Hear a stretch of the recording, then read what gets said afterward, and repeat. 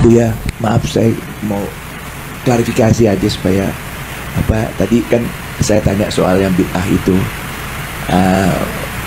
di luar yang diajar Nabi pada zaman Nabi itu bid'ah, banyak yang bicara seperti itu. Makanya Buya bilang loh kalau ikat setelah itu ada yang namanya fikih, ada yang namanya apa ya, tasawuf dan sebagainya yang kita rasakan itu memang itu perlu itu apa bicara akhlak dan sebagainya. Tapi apakah itu timbul karena zamannya membutuhkan itu atau nggak tahu. Ada orang yang berpikir, mungkin saya juga berpikir apa yang dilakukan oleh Nabi itu udah sempurna. Itu. Ini jadi ini saya hanya minta apa? Baik. Saya tidak mencari perbedaan di sini. Baik. Tapi saya mencari pelurusannya. Bagus. Karena menurut hemat saya apa yang dilakukan oleh Nabi itu udah sempurna gitu. Benar. Makanya nggak ada lagi habis dia Nabi terakhir. Oke, bagus. Itu logika yang dimasukkan oleh orang-orang untuk membid'ahkan tasawuf. Semua yang dilakukan Nabi sempurna. Iya, wajar. Iya.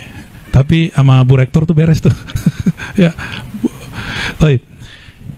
Logikanya gini. Semua yang dilakukan Nabi sempurna, benar nggak? Logika ini benar. Jadi mereka mengharamkan ilmu mantik, tapi mereka menggunakan itu namanya ilmu mantik. Ini pakar mantik nih. Logika. Kan beliau ini pakar hukum. Doktor juga kan?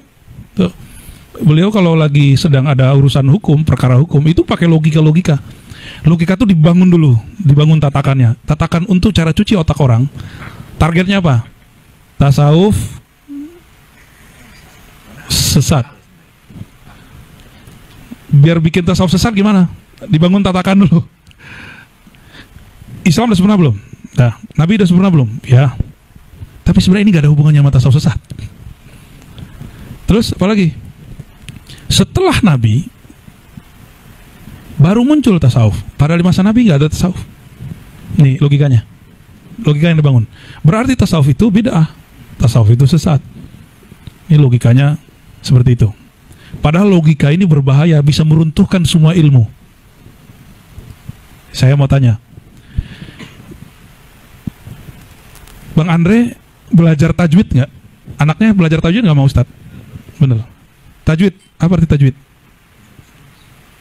Pakai kitab apa Ustadz? Iqra.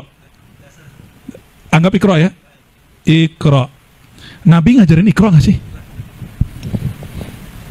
Nabi ngajarin Iqra nggak? Enggak. Nabi ngajarin tajwid nggak? Tajwid itu misalnya contohnya, ini namanya iklab. Iklab itu contoh. Ini saya buat. Kalau dibaca min ba di.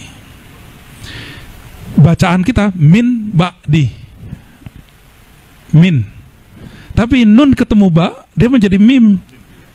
Itu di masa Nabi nggak ada istilahnya. Ketika muncul ahli baca, ahli tajwid, dikasih nama. Karena nun ketemu ba jadi mim, disebut berubah. Berubah dari ba, dari nun menjadi mim. Bahasa Arabnya iklab. Disebutlah istilahnya, ini iklab. Ada nggak di zaman Nabi? Jadi kalau orang pakai logika, Rasulullah sudah sempurna, maka setelah itu tidak perlu lagi. Logika ini berbahaya, menghancurkan semua keislaman. Coba lagi contohnya. Dia pakai apa mengatakan hadis Nabi sudah sempurna? Pakai kitab apa? Kitab hadis apa yang abang tahu? Kitab hadis Sahih Bukhari. Iya benar. Sahih Bukhari. Sahih Bukhari kapan munculnya? Sesudah Nabi. Imam Bukhari lahir tahun 194. Dia wafat tahun 256. Dia baru nulis tahun 240-an. 240-an dia baru nulis. Nabi wafat tahun 11. Berarti kitab Sahih Bukhari baru ada setelah Nabi.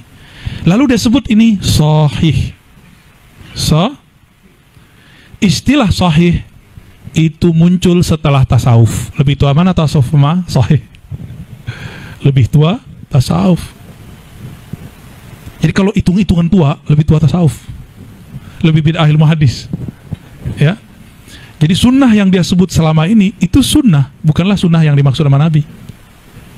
Gitu ya. Jadi logika ini berbahaya, Bang. Bahaya sekali.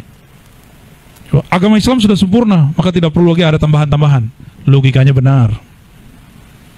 Itu agama Islam menurut Allah dan Rasul. Karena Islam yang turun ke Nabi sempurna. pemahaman kita terhadap Allah dan Rasul sudah sempurna belum? Jadi untuk apa ilmu-ilmu ini? Untuk sama frekuensi sempurnanya, maka perlu mazhab, perlu kemudian ilmu yang disebut manhaj, ilmu sahih Bukhari segala macam. Nabi perlu belajar Iqra nggak? Batasa bibi bubu aduh, nggak perlu deh Nabi belajar begituan. Supaya bacaan kita benar, kita ngajarin anak begitu loh. Karena Nabi nggak perlu. Gitu bang. Ini cuma analog ya. Kalau pakai dalil yang lebih banyak bisa pusing ntar. Saya pakai dalil analog lagi. Karena mereka pakai logika, kita balas pakai logika. Padahal aslinya mereka mengharamkan logika. Imamnya bernama Ibnu Taimiyah mengharamkan logika. Dia punya kitab judulnya Ar-Raddu 'alal Mantiqiyin, menolak ahli logika. Tapi kok giliran untuk membatalkan tasawuf pakai logika? Itulah logika ahli anti logika. Lanjut dikit lagi deh, dikit lagi. Sama-sama.